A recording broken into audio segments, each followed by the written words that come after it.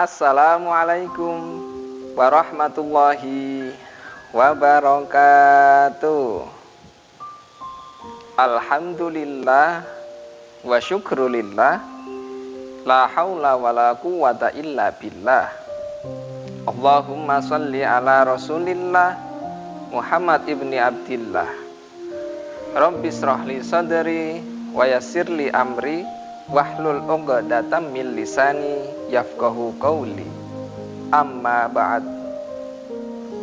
Anak-anakku yang solih dan solihah, pertama-tama marilah kita panjatkan puji syukur kita kehadirat Allah Subhanahu wa ta'ala yang telah melimpahkan segala anugerahnya kepada kita semua, yang telah memberikan kita kesehatan, baik kesehatan lahiriah maupun batiniah.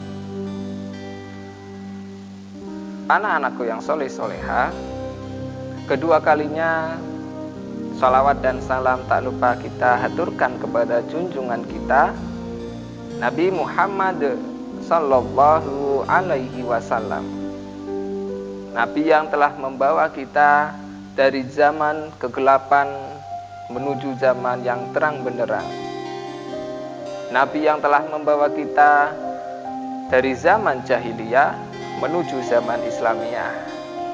Dan semoga kita sebagai umatnya diakui oleh baginda Nabi Muhammad sallallahu alaihi wasallam sebagai umat yang taat kepadanya.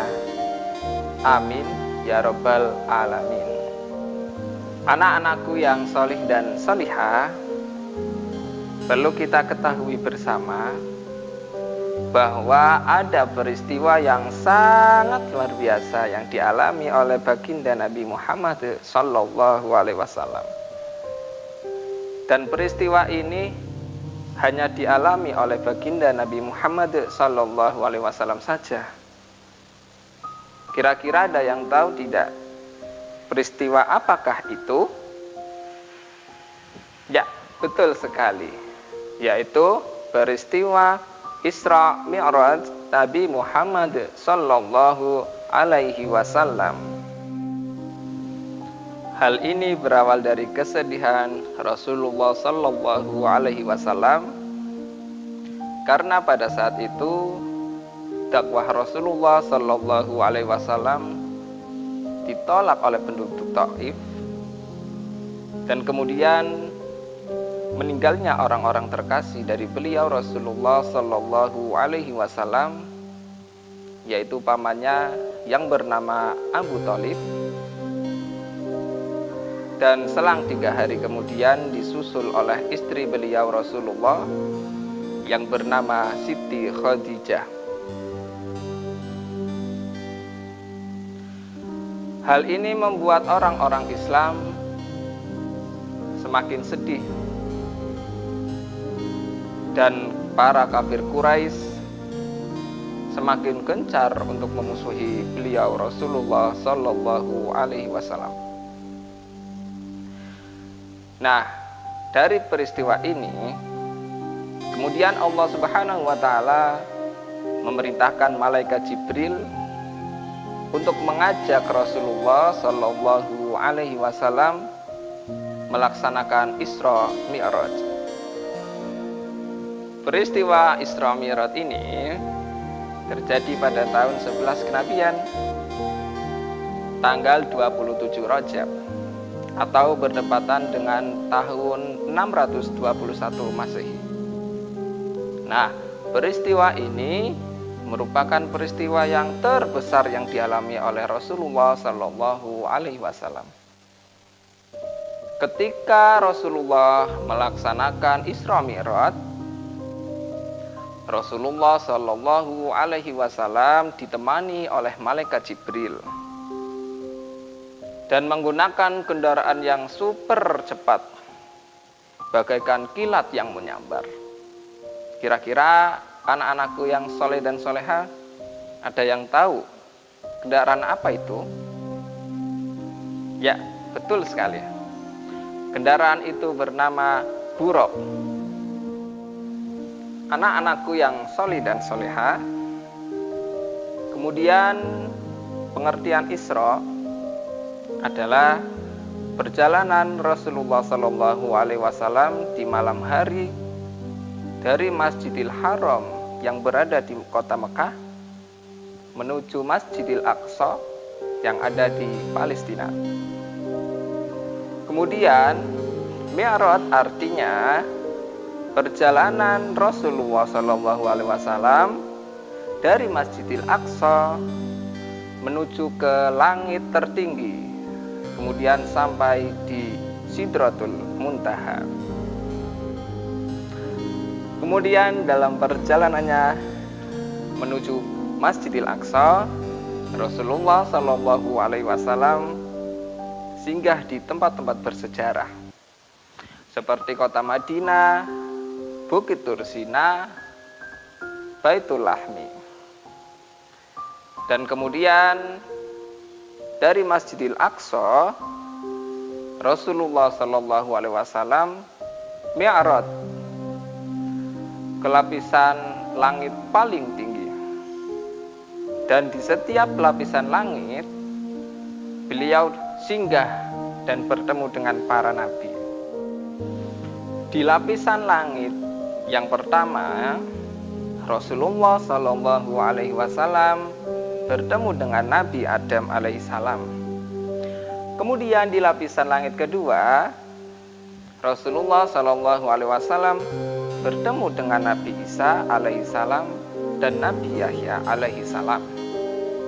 Kemudian menuju ke langit ketiga, Rasulullah Shallallahu Alaihi Wasallam bertemu dengan Nabi Yusuf alaihissalam. Di lapisan langit keempat, Rasulullah Shallallahu Alaihi Wasallam bertemu dengan Nabi Idris alaihissalam. Dan kemudian di lapisan langit yang kelima, Rasulullah Shallallahu Alaihi Wasallam bertemu dengan Nabi Harun alaihissalam. Lanjut ke langit keenam, Rasulullah Shallallahu Alaihi Wasallam bertemu dengan Nabi Musa alaihissalam. Dan lapisan langit yang ketujuh, Rasulullah Shallallahu Alaihi Wasallam bertemu dengan Nabi Ibrahim alaihissalam. Setelah itu, Rasulullah Shallallahu Alaihi Wasallam menuju ke Sidratul Muntaha dan menghadap langsung kepada Allah Subhanahu wa Ta'ala.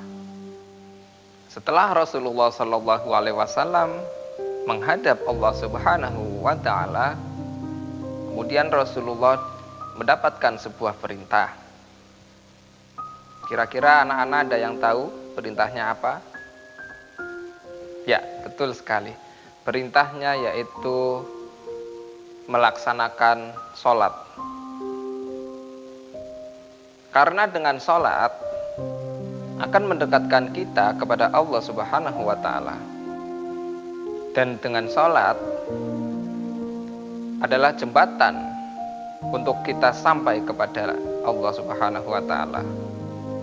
Setelah Rasulullah Shallallahu Alaihi Wasallam berdialog dengan Allah Subhanahu wa Ta'ala, kemudian Rasulullah Shallallahu Alaihi Wasallam kembali melanjutkan perjalanannya menuju ke kota Mekah. Akan tetapi di tengah perjalanannya, Rasulullah Shallallahu Alaihi Wasallam bertemu dengan Nabi Musa alaihissalam. Dan kemudian Nabi Musa bertanya tentang jumlah waktu sholat yang harus dikerjakannya. Kemudian Rasulullah Shallallahu Alaihi Wasallam pun menjawabnya 50 waktu.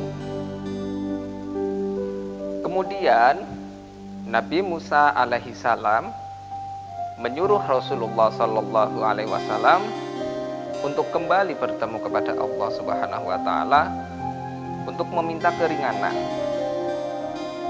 Setelah itu Rasulullah Shallallahu Alaihi Wasallam kembali dan bertemu kepada Allah Subhanahu wa Ta'ala. Dan kemudian setelah melalui pembicaraan yang sangat panjang, kemudian Allah menetapkan sholat menjadi 5 waktu, yaitu subuh, duhur, asar, maghrib, dan isya. Setelah Rasulullah SAW mendapatkan perintah untuk melaksanakan sholat 5 waktu, kemudian Rasulullah kembali menuju ke rumahnya.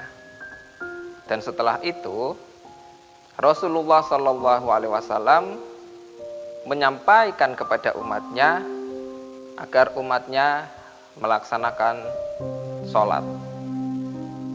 Nah, anak-anakku yang solih dan soleha, dari cerita tersebut kira-kira apa hikmahnya?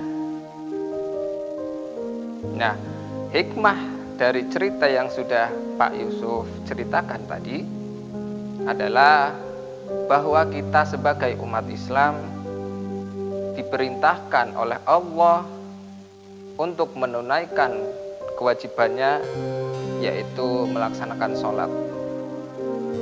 Karena sholat di sini sangat penting. Dengan sholat kita akan terhindar dari perbuatan keji dan mungkar. Inna sholata tanha anil fahsya'i wal munkar. Itu kata Allah. Jadi pesan dari Pak Yusuf untuk anak-anakku yang solih dan soleha, jagalah sholat kalian agar kita selamat di dunia maupun di akhirat. Anak-anakku yang solih dan soleha, demikianlah apa yang disampaikan oleh Pak Yusuf. Semoga apa yang disampaikan oleh Pak Yusuf bisa memberikan manfaat bagi kita semua. Dan pesan dari Pak Yusuf, kita sebagai umat Islam harus dan wajib dimanapun dan kapanpun kita berada tetap menjalankan kewajiban kita, yaitu melaksanakan sholat. Dan semoga di peringatan Isra Mi'raj 1442 Hijriah ini Allah masih memberikan kita kesehatan, sehingga kita dapat melaksanakan perintah Allah dan menjauhi segala larangannya. Anak-anakku yang solih dan soleha, cuci tangan sampai bersih. Cukup sekian dan terima kasih. Pergi ke sawah mencari ikan. Apabila Pak Yusuf banyak salah, mohon dimaafkan. Wallahul muwaffiq ila aqwamit thoriq. Assalamualaikum warahmatullahi wabarakatuh.